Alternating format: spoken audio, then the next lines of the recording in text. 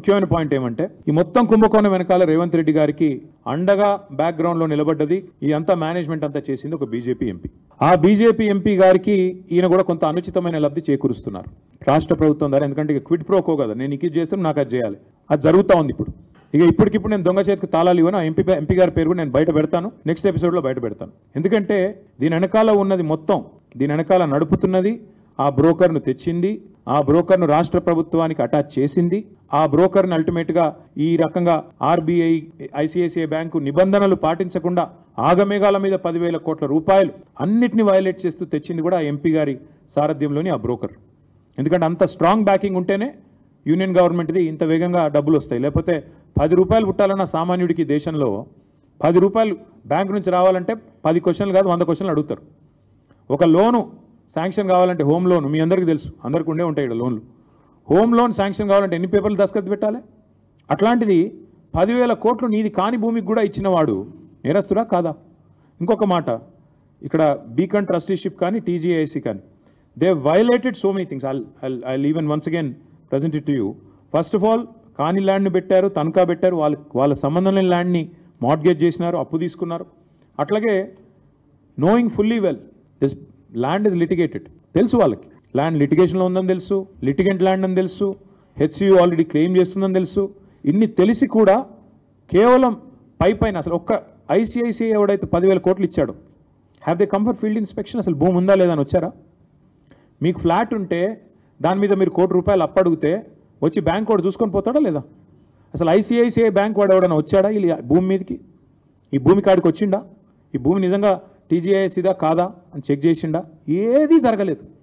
కేవలం పేపర్లు, ఫోన్ కాళ్ళు, ఈమెయిల్లు, బ్రోకర్లు, కమిషన్లు, దందాలు, వాటి ఆధారంగా 10,000 కోట్లు ఇవాళ రాష్ట్ర ప్రభుత్వానికి ట్రాన్స్ఫర్ అయినాయి. ఈ 10,000 కోట్లు రేవంత్ రెడ్డి వాళ్ళ అబ్బనో కట్టడు, అల్టిమేట్గా ప్రభుత్వం కట్టాలి, ప్రజల పైసలు మళ్ళీ రేపు కట్టాల్సింది. రేపు వచ్చే ప్రభుత్వం మళ్ళీ మాదే, అవసరమైతే మరి మేము కూడా దీన్ని చూడాలి ఏం చేయాలో. అల్టిమేట్గా నేను అనేది ఏమంటే ఈ అక్రమ లావాదేవీకి సంబంధించిన ఈ రుణం ఏదైతే వాళ్ళు ఉన్నారో బాండ్స్ రూపంలో తీసుకున్నారో ఇది ప్రభుత్వం చేసిన అతిపెద్ద నేరం. 2 ప్రైవేట్ సంస్థలు కుమ్మక్కై సేకరించిన చేసిన ఆర్థిక దోపిడీ ఇది. దీని మీద ఒకవేళ కేంద్ర ప్రభుత్వం కనుక స్పందించకపోతే నేను నిర్దిష్టమైన ఆధారాలతో సహా డేట్లతో సహా ఈ లెటర్ రాస్తున్నా. ఊరికేనే ఏదో ఆషామాషిగా ఒక పేజ్ రాయడం లేదు, పూర్తి వివరాలతో రాస్తా ఉన్నాను. ఇప్పుడు నేను మీకు చెప్పినవి వాటికి పూర్తి స్థాయి బ్యాకింగ్తో సహా డాక్యుమెంట్స్తో సహా రాస్తున్నా. ఒక అడవి నమ్మడమే నేరం అంటే బ్యాంకులను మోసగించడం ఇంకో నేరం అంటే ఇప్పుడు ఈ వచ్చిన 10,000 కోట్లు ఏం చెప్పారు? దీని ద్వారా పేపర్లో లీకులు ఇచ్చినారు, వాళ్ళ పేపర్లలో రాయించినారు, మొత్తం రైతు బంధుకు పెడతాం పాపని అదన్న చేసిండ్రా? ఈరోజు వరకు 5,000 కోట్లు కూడా దాటలేదు రైతు బంధు, అది కూడా చేయలేదు. మిగతా 5,000 కోట్లు ఎక్కడ పోయినాయి? మళ్ళీ మంత్రివర్గంలో ఉండే కాంట్రాక్టర్లు, వాళ్ళ అనుయాయులు, వాళ్ళ కమిషన్లు, మళ్ళా డబ్బులు దండుకోవడం, కమిషన్లు దొబ్బడం తప్ప చేసింది ఏమీ లేదు. This is such a big fraud if this is not dealt with seriously right away. This has the ability to destroy a bank called ICICI and its credibility forever. దీని ఇన్వెస్టిగేషన్ చేయకపోతే ఆర్బీఐ కనుక ఖచ్చితంగా ICICI bank credibility ఇప్పటికే ఒకసారి దెబ్బతింది, మళ్ళీ ఒకసారి దెబ్బతింటుంది. నేను ఇంకొక మాట కూడా చెప్తా ఉన్నా, నిజంగానే మాట్లాడితే తెల్లారలేస్తే బీజేపీ నాయకులు మాట్లాడుతూ ఉంటారు, ఏదో బీఆర్ఎస్ కాంగ్రెస్ వీళ్ళంతా ఒకటే అని ఒకటి మాట్లాడతాడు. నేను బీజేపీ నాయకత్వాన్ని అడుగుతున్నా, నేను అనుకుంటా ఉన్న ప్రధానమంత్రి గారికి లేదా ఫైనాన్స్ మినిస్టర్కి తెలియకుండానే జరిగిందని నేను అంటా ఉన్నా. I would like to give them the benefit of doubt. వాళ్ళకి తెలియకుండానే ఈ కింది లెవెల్లో బీజేపీ ఎంపీలుగా ఉన్న వాళ్ళు కొంతమంది చేసిన వ్యవహారం వాళ్ళు బ్యాంకులను మేనేజ్ చేసినారని నేను అనుకుంటా ఉన్నా. ఒకవేళ నిజంగానే బీజేపీ సిన్సియర్గా ఉంటే, కేంద్ర ప్రభుత్వానికి చిత్తశుద్ధి ఉంటే ఈ విషయంలో నేను స్పష్టంగా డిమాండ్ చేస్తా ఉన్నా, వెంటనే ఇన్వెస్టిగేషన్కి ఆదేశించండి. ఒకవేళ సిబిఐ కాకపోతే సివిసి లేదా SEBI can start an investigation, ED can start an investigation because money is involved, and even SFIO serious fraud investigation office can initiate enquiry. ఇందులో ప్రతి ఆధారం ఇప్పుడు నేను చెప్పింది మీకు దొరుకుతుంది. ఇందులో ఏం కూడా పబ్లిక్ డొమైన్లో ఆల్రెడీ ఉంది. It's a matter of stitching it up.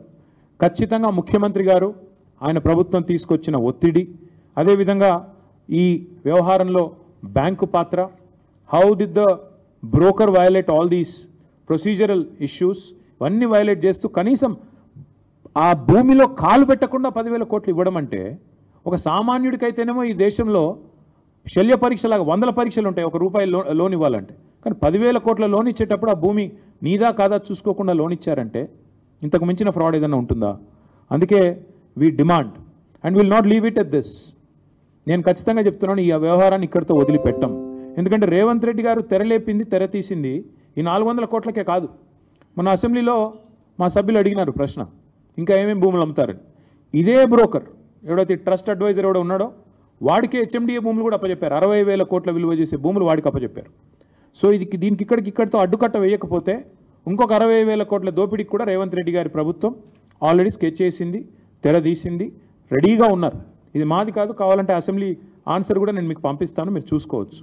60,000 కోట్ల విలువ చేసే హెచ్ఎండిఏ భూములను కూడా ఇదే బీకన్ ట్రస్టీషిప్, అదేవిధంగా ఆ ఫ్రాడ్ ట్రస్ట్ అడ్వైజర్ ఎవరు ఉన్నారు వాళ్ళిద్దరిని కూడా మరి అప్పచెప్పి వాళ్ళ ద్వారా దోపిడీకి పాల్పడే ఆలోచనలో రేవంత్ రెడ్డి ప్రభుత్వం ఉంది. కరీంనగర్లో ఇందాక కేటీఆర్ మాట్లాడుతూ హెచ్సియు భూములకు సంబంధించి బీజేపీ ఎంపీ ఒక బ్రోకర్ని తీసుకొచ్చి రేవంత్ రెడ్డితో లైజనింగ్ చేశారు. దానికి గాను 1.7% కమిషన్ ఇచ్చేందుకు సిద్ధపడ్డారు. 4th సిటీలో ఈ ఎంపీకి లబ్ధి చేకూర్చే ఒప్పందం జరిగిందని కరీంనగర్ కాన్ఫరెన్స్. ఇప్పుడు కమిషన్ ఇచ్చింది తెలుసా, బ్రోకర్ కూడా తెలుసా, ఎంత ఎందుకు పెడతలేడు? పెట్టచ్చు కదా. తప్పు చేస్తే ఇది టీఆర్ఎస్ పార్టీ బీఆర్ఎస్ పార్టీ కాదు. ప్రజలు దాచుకొని 1,000 కోట్లు సంపాదించినటువంటి పార్టీ కాదు భారతీయ జనతా పార్టీ. క్రమశిక్షణ గల పార్టీ. ఎక్కడ ఏ అవినీతికి పాల్పడినా కూడా వాళ్ళ మీద చర్యలు తీసుకునే పార్టీ భారతీయ జనతా పార్టీ. బయట పెడతా ఎందుకు బయట పెడతాడు? ఆధారం బయట పెట్టచ్చు కదా. ఎవరు ఆయన ఎందుకు బయట పెడతలేడు? రేవంత్ రెడ్డికి రక్షణ కవచంగా బండి సంజయ్ ఉన్నారని చెప్పి కళ్ళు దొబ్బినాయి ఇంత చూసినా. అవును, మీడియా వాళ్ళకు కనీసం అన్నా ఇప్పుడు మాలాంటలో రాజాబాయంటలో వాడు వీడంటే ఇలా మీడియా మొత్తం గొంతెత్తి మమ్మల్ని తిడతారు. ఇంతకుముందు వీడియో అయినా ఒక పేపర్ రోడు వాడు, మరి మీడియా ఏం చేస్తుంది? ఒక పేపర్ రోడు వాడు అని కేసీఆర్ కొడుకు మాట్లాడుతుంటే మీడియా ఎందుకు కూర్చుంటుంది? ఎందుకు కూర్చుంటుంది మీడియా? ఒక పేపర్ రోడు వాడు, ఒక బీజేపోడు. బిడ్డ నీ అహంకారం ఖండకారం చేస్తాం బిడ్డ. గంత నీ అయ్య ఇంకా వాళ్ళ అయ్య ముఖ్యమంత్రి అనుకుంటాడు, ఇంకా ఆయన మంత్రి అనుకుంటాడు. వాడు వీడా? నీ భాషనే, నీ అహంకారమే బీఆర్ఎస్ పార్టీ కుంభముంచింది. నీ అహంకారమే బీఆర్ఎస్ పార్టీ కుంభముంచింది. ఇలా చెవులు దొబ్బినాయి కేసీఆర్ కొడుకు. అసెంబ్లీలో ఏ రోజన్నా వీళ్ళు 6 గ్యారెంటీ గురించి మాట్లాడారు, కొట్టాడు, వాకౌట్ చేసిరా? వీళ్ళు కొట్టాడు ఎప్పుడైనా? 2,500 గురించి మాట్లాడింది నేనే, మాట్లాడలే అంటాడు. 4,000 రూపాయల ఆస్తరా పెన్షన్ గురించి మాట్లాడింది నేనే, మాట్లాడలేని చెవులు దుబ్బినాయి, కళ్ళు దుబ్బినాను. రైతు భరోసా గురించి లెక్కతో బయటపెట్టింది నేనే, మాట్లాడలేదంటున్నాడు. 4,000 రూపాయల నిరుద్యోగ వృద్ధి గురించి మాట్లాడింది నేనే, మాట్లాడలేదంటున్నాడు. 2 లక్షల ఉద్యోగాల గురించి మాట్లాడింది నేనే, మాట్లాడలేదంటున్నాడు. ఇక కళ్ళు దొబ్బితే ఏం చేస్తాం మనం? ఎస్సీ గురించి మాట్లాడింది కొట్లాడింది ఎవరు? నీ బీఆర్ఎస్ కొట్లాడినా? స్టేట్ మేళకే పరిమితం. లాఠీ దెబ్బలు తినేవారు. మా యువ మోర్చా లాఠీ దెబ్బలు తిన్నారు, మా మహిళా మోర్చా లాఠీ దెబ్బలు తిన్నారు, మా ఎమ్మెల్యేలు అరెస్ట్ అయినరు. ఇప్పుడు ఏబీవీ కార్యకర్త జైల్లో ఉన్నాడు. రోహిత్ అనే ఏబీవీ కార్యకర్త జైల్లో ఉన్నాడు. అడ్డుకున్నది మేము పేపర్ స్టేట్మెంట్ ఇచ్చి ఇంట్లో కూర్చున్నది మీరు. ఎస్సీ గురించి కేంద్ర మంత్రులు కలిసింది మేము, నోటీస్ ఇచ్చింది కేంద్ర మంత్రులు. మీరేం చేశారు? పేపర్ స్టేట్మెంట్ ఇచ్చాడు, ఈయన వస్తా ఉంది ఆయన వస్తా ఉంది అని చెప్పుడు టైంపాస్ పాలిటిక్స్ చేసారు మీరు. అంతే కదా మీరు చేసేది? అంతే ఏం చేస్తారు మీరు? ఎవరంటారు? ఇప్పుడు రేవంత్ రెడ్డి గారు ఏమనుకుంటున్నారంటే అక్కడ రాహుల్ గాంధీ యొక్క మెప్పు పొందడానికి రాహుల్ గాంధీ గారు అపాయింట్మెంట్ ఇస్తలేరు. కాబట్టి రాహుల్ గాంధీ గారి యొక్క మెప్పు పొందడానికి రేవంత్ రెడ్డి గారు వాళ్ళ భారతీయ జనతా పార్టీ మీద, మోడీ గారి మీద ఇష్టానుసారంగా మాట్లాడుతున్నారు.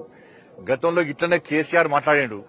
కేసీఆర్ గారు మాట్లాడినప్పుడు తెలంగాణ పరిస్థితి ఏమైందో ఒక్కసారి అర్థం చేసుకోవాలి. వాళ్ళ ఎన్నికలు అయిపోయినాయి, తెలంగాణ అభివృద్ధి ముఖ్యమా వీళ్ళకు తిట్టుకుని ముఖ్యమా? ఇవాళ కేసీఆర్ గారు గిట్నే ఏది పడతాడు మోడీ గారిని కేసీఆర్ గారు కొడుకు ఏది పడుతుంది ఇష్టం మాట్లాడారు. తెలంగాణ పరిస్థితి ఏమైంది? అలా ఎంత అభివృద్ధి సహకరిస్తామన్నా కూడా సహకరించాలి వాళ్ళు. ఇప్పుడు కాంగ్రెస్ పార్టీ గదే పందాన్ని కొనసాగిస్తున్నది. ఎస్సీ భూములు అమ్మకుంటే కాంగ్రెస్ పార్టీ పరిస్థితి అవుట్ గా రాసి పెట్టుకోవాలి. వాళ్ళు బాగా పెద్ద ఆశతో ఉన్నారు. ఎస్సీ భూములు అమ్మాలే, మాకు 40-50 వేల కోట్లు వస్తాయి కథ, మా ప్రభుత్వం బేఫికర్ అనుకున్నారు. ఇప్పుడు డామిడ్ కథ అడ్డం తిరిగిన లెక్క భారతీయ జనతా పార్టీ చేసిన యుద్దము గౌరవ కోర్టు ఇచ్చినటువంటి తీర్పు మీద ఆధారపడినది. తప్పకుండా కోర్టుల మీద మాకు విశ్వాసం, నమ్మకం ఉంది. ఎస్సీ భూముల అమ్మకాన్ని కోర్టు కూడా ఆపుతాయన్న నమ్మకం, విశ్వాసం ఉంది. కేంద్ర ప్రభుత్వం కూడా చాలా సీరియస్ తీసుకున్నది. 80% హెచ్సీ భూములు అమ్మనివ్వం.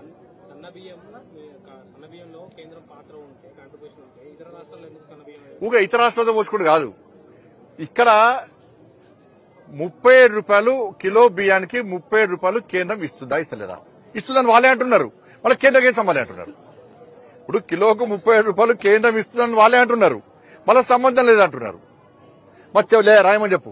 30 రూపాయలు మాకు వద్దు, కేంద్రం యొక్క సంబంధం లేకుంటే, కేంద్రం యొక్క నిధులు కాదు అనుకుంటే మంత్రి లెటర్ రాయమను కేంద్రానికి. మీ బియ్యం మాకు వద్దు, మీ పైసలు మాకు అద్దే వద్దు, మొత్తం మేమే ఇస్తున్నామని చెప్పి రాయమని చెప్పు దమ్ముంట. మరి అవి మోడీ బియ్యం, జగమెరిగిన సత్యం.